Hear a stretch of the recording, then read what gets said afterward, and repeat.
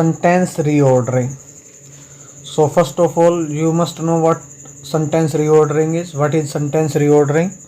Sentence reordering होता क्या है? 9th में और 10th क्लास में सेंटेंस रीऑर्डरिंग के रिगार्डिंग क्वेश्चंस पूछे जाते हैं। सेंटेंस रीऑर्डरिंग का मतलब ये होता है कि आपको जम्बल्ड वर्ड्स मीन्स आपको एक सेंटेंस को डिसऑर्डर में मिलेगा, वो प्रॉपर ऑर्डर में नहीं मिलेगा। सेंटेंस उसको वर्ड्स को जो प्रॉपर सीक्वेंस होती है वर्ड्स की उससे हटा कर दिया हुआ होता है और हमने उनको प्रॉपर सीक्वेंस में लगाना होता है वर्ड्स को, ताकि वो सही सेंटेंस बन सके। तो इसको सेंटेंस रीऑर्डरिंग बोलते हैं। इसमें आपको एक एग्जांपल दिया हुआ मिलेगा, बाकी क्या आपने खुद रीऑर्डर करना है। तो देखिए जैसे कि ये इसमें फर्स्ट पार्ट है, इसका एक एग्जांपल दे रखा है, इज़ द रिसीवर लिफ्टेड। अब इसका आंसर करेक्ट करके दे रखा है फर्स्ट का, तो द रिसीवर इज़ लिफ्टेड होना चाहिए। ठीक है, तो इसके लिए सेंटेंस रीऑर्डरिंग के लिए बेसिकली हमें पहले सेंटेंस की स्ट्रक्चर पता होनी चाहिए। इंग्लिश में सेंटेंस की स्ट्रक्चर्स क्या होती है कि पहले सब्जेक्ट होता है, फिर हेल्पिंग वर्ब हो सकती है या ना भी हो, फिर मेन वर्ब होती है, फिर ऑब्जेक्ट हो भी सकता है नहीं भी हो सकता है, फिर कॉम्प्लीमेंट होता है और कुछ क्वालिफायर्स होते हैं, एडजेक्टिव्स वगैरह, वो जिन वर्ड्स को डिफाइन सेंटेंस में जिस वर्ड्स को डिफाइन करते हैं उसके हिसाब से लगते हैं बीच में सेंटेंस के। लेकिन बेसिक स्ट्रक्चर्स हमें पता होनी चाहिए कि सब्जेक्ट वर्ब और ऑब्जेक्ट हो गई। एक्टिव वॉइस में है ये, यानी कि सब्जेक्ट का मतलब क्या है, काम करने वाला। तो पहले तो जब हम ये सेंटेंस को देखना है तो हमने ये देखना है कि ये सेंटेंस जो है ये एक्टिव वॉइस में है कि पैसिव वॉइस में है। एक्टिव वॉइस में है तो हम सेंटेंस में यदि काम दे रखा है, कोई एक्शन दे रखा है, तो उस एक्शन को करने वाले को देखेंगे। एक्टिव वॉइस में है तो वो एक्शन को करने वाला पहले आएगा सब्जेक्ट प्लेस पर। लेकिन यदि पैसिव वॉइस में है तो वो एक्शन को करने वाला वर्ब के बाद में रहेगा। ठीक है, डूअर ऑफ एक्शन वर्ब के बाद में रहेगा। तो हमें बेसिकली ये डिफरेंस पता होना चाहिए। दूसरा, फिर हमें कैसे पता चले कि सेंटेंस एक्टिव वॉइस में है कि पैसिव वॉइस में है? टेंसेस के रूल से। जैसे प्रेजेंट इंडेफिनेट में क्या होता है, वर्ब की फर्स्ट फॉर्म हो एस के साथ में खाली, तो वो एक्टिव वॉइस है। लेकिन यदि इजेमार है और वर्ब की थर्ड फॉर्म है सेंटेंस में, तो इसका मतलब वो पैसिव वॉइस में है। ऐसे ही यदि इजेमार है और आईएनजी फॉर्म ऑफ वर्ब है तो एक्टिव वॉइस है। लेकिन इजेमार है और बीइंग है और थर्ड फॉर्म है तो पैसिव वॉइस है। हैज है वर्ब की थर्ड फॉर्म है तो एक्टिव वॉइस है। हैज है और बीन है तो और थर्ड फॉर्म ऑफ वर्ब है तो पैसिव वॉइस है। अब इसमें देखिए इज भी है और थर्ड फॉर्म ऑफ वर्ब भी है तो ये पैसिव वॉइस है, द रिसीवर इज लिफ्टेड। ठीक है, तो पैसिव वॉइस में क्या होगा, ये लिफ्ट काम हो गया। तो ये रिसीवर जो है ना लिफ्ट करने वाला नहीं है, रिसीवर तो लिफ्ट किया जाता है। ठीक है, तो पैसिव वॉइस में यहाँ पर डूअर ऑफ एक्शन नहीं आएगा सब्जेक्ट प्लेस पर, जबकि एक्टिव वॉइस में यहाँ पर डूअर ऑफ एक्शन आता है। जैसे ही लिफ्टेड द रिसीवर या ही लिफ्ट्स द रिसीवर। ठीक है, एक्टिव वॉइस हो जाता वो। तो अब ये देखिए, हमने सेंटेंस को इनको रीअरेंज करना है। फर्स्ट है is hard is dialled when the dial tone required number the. अब देखिए एक इज हार्ड है, इज डायल्ड है, तो ये पैसिव वॉइस है, यानी कि इज एमआर के साथ थर्ड फॉर्म ऑफ वर्ब लगी हुई है, ये पैसिव वॉइस है। और देखो दो वर्ब है इसमें और व्हेन से जुड़ा हुआ है, तो यानी कि इस सेंटेंस में दो क्लोज हैं। दो क्लोज का मतलब क्या हो गया, हम ये कह सकते हैं दो सेंटेंसेस से एक सेंटेंस बना है। तो इज हार्ड सुना जाता है, क्या सुना जाता है भाई, डायल टोन सुनी जाती है कि रिक्वायर्ड नंबर सुना जाता है, डायल टोन सुनी जाएगी। तो क्या करेंगे हम, the dial tone is hard, ये हमारा कंबाइंड हो गया। और इज डायल्ड, डायल्ड क्या किया जाता है, नंबर किया जाता है, तो required number is dialled, dialled tone, the dial tone is hard. तो हम इसको कैसे, अब व्हेन को कहां पर लगाएं, तो हम क्या करेंगे, when required number is dialled the dial tone is hard. When the required number is dialed, the dial tone is hard. Next में देखिए ऐसे, at the other end picked up when into the receiver a 1 rupee coin is dropped slot provided. अब देखो double is है, तो is के साथ में कोई आईएनजी फॉर्म ऑफ वर्ब तो है नहीं, थर्ड फॉर्म ऑफ वर्ब है, ये पिक्ड आया हुआ है। ठीक है, और ड्रॉप्ड आया हुआ है, तो यानी कि पैसिव वॉइस ही है। तो ड्रॉप्ड, क्या ड्रॉप्ड किया जाएगा भाई, ड्रॉप क्या किया जाता है, ड्रॉप किया जाएगा 1 रुपी कॉइन। ये टेलीफोन की बात हो रही है। पहले टेलीफोन होते थे, उनमें हम कॉइन डालते थे, फिर नंबर डायल करते थे तो फिर बेल जाती थी। ठीक है, उस टाइम के ये पहले होते थे इस टाइप के फ़ोन, आजकल ऐसे नहीं है। तो हम ड्रॉप क्या करेंगे, 1 रुपी कॉइन करेंगे।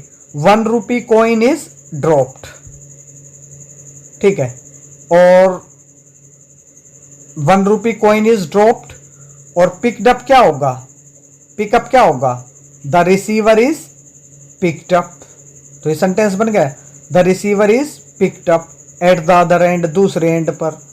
और 1 रुपी कॉइन इज ड्रॉप्ड, कहां पर ड्रॉप करेंगे, इन स्लॉट, स्लॉट में ड्रॉप करेंगे। ठीक है, अब इस सेंटेंस को देखो पूरा बना, हमने इसको कंप्लीट करना है। इस सेंटेंस को कंप्लीट कैसे करेंगे कि कंप्लीट इस तरीके से करेंगे। अब 1 रुपी कॉइन इज, या ये करेंगे when the receiver is picked up at the other and, A 1 rupee coin is dropped into the slot. या हम ऐसे कह सकते हैं, अ 1 rupee coin is dropped into the slot. ठीक है, ड्रॉप्ड इनटू द, ये प्रोवाइडेड रहेगा ना तो प्रोवाइडेड लगा देंगे, dropped into the provided slot when the receiver is picked up at the other and, ये हो जाएगा। Go the can on conversation 3 minutes 4। तो इसमें देखो गो और कैन है, तो कैन वर्ब के, कैन के बाद में ये वर्ब आ जाएगी तो कैन गो हो गया। ठीक है, क्या जा सकती है, एक्टिव वॉइस है, कैन भी होता तो पैसिव वॉइस होता। तो conversation can go for 3 minutes, on बच गया और दा बच गया, तो कहां लगाएंगे, the conversation can go on for 3 minutes. फिर देखिए disconnected gets after soon the line. ठीक है, सून आफ्टर सून, अब ये सून आफ्टर हो गया, ये तो एक वर्ड इकट्ठा हो गया, soon after the line gets disconnected. ठीक है, move to next passage. The ओप्लाइड Tanzania would like know the you about to.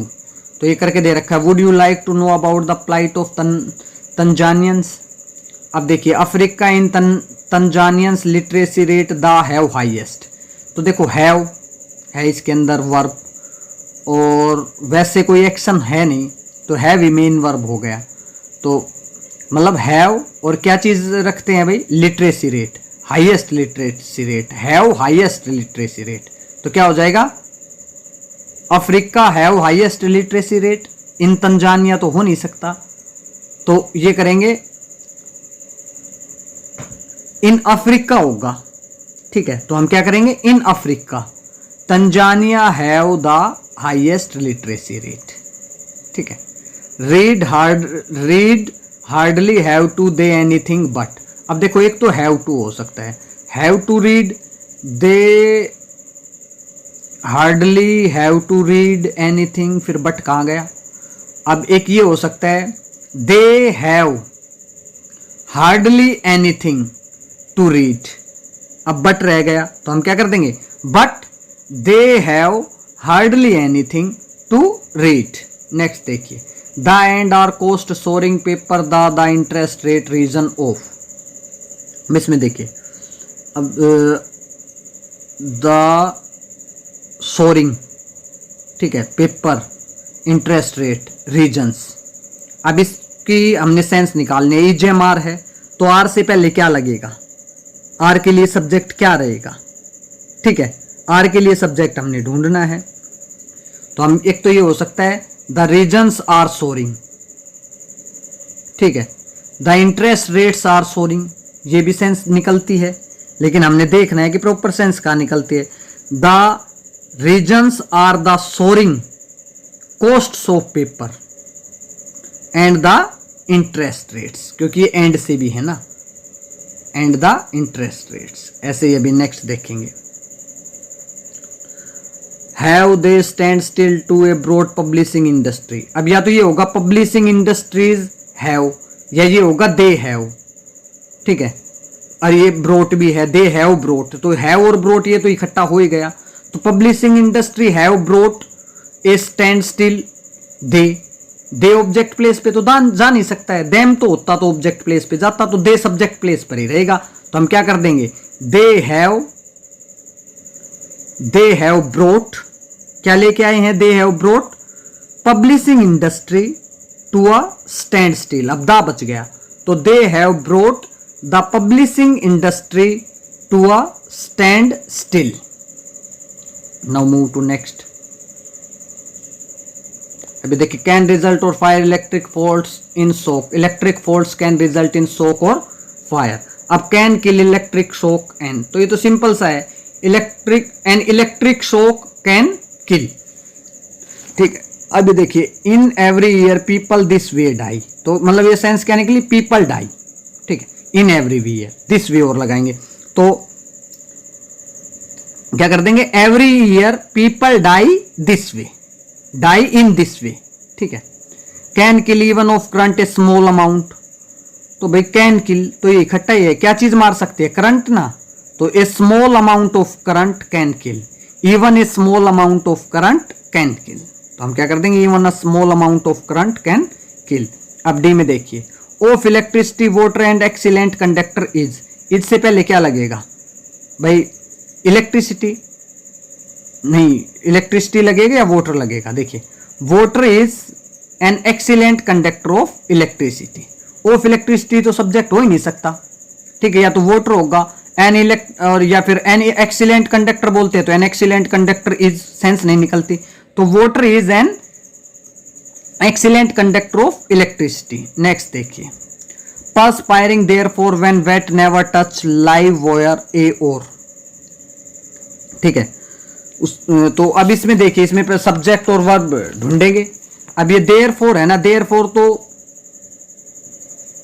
अलग वर्ड हो गया, therefore के बाद में तो हम कोमा लगाएंगे, तो therefore तो शुरू में ही लग गया, बिल्कुल सेंटेंस का एक पार्ट है therefore, लेकिन therefore के बगैर भी सेंटेंस सेंस दे सकता है, ठीक है। अब ये सेंटेंस देखिए, therefore perspiring never touch live wire a or, अब when wet, अब ये देखो when wet, कब क्या चीज wet हो, when live wire is wet, ये हो सकता है when live wire is wet, और ये और perspiring never touch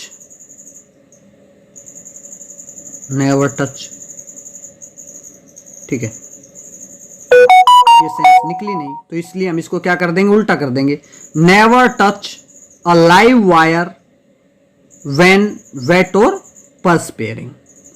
can blow overloading a fire or cause A fuse, ठीक है। तो देखो, कैन ब्लो क्या चीज ब्लो कर सकती है, ओवरलोडिंग ब्लो कर सकती है, तो क्या कर देंगे, overloading can blow A fuse और कोज ए फायर, ठीक है। Before you switch the electric current make sure of an electric repair, ठीक है। तो क्या होगा कि you switch the electric current make sure of an electric fire, तो ऑफ करना है हमने, क्या ऑफ करना है, इलेक्ट्रिक करंट को, स्विच को ऑफ करना है भाई, ठीक है। तो हम क्या करेंगे, make sure you switch off, make sure you switch off the electric current before an electrical repair.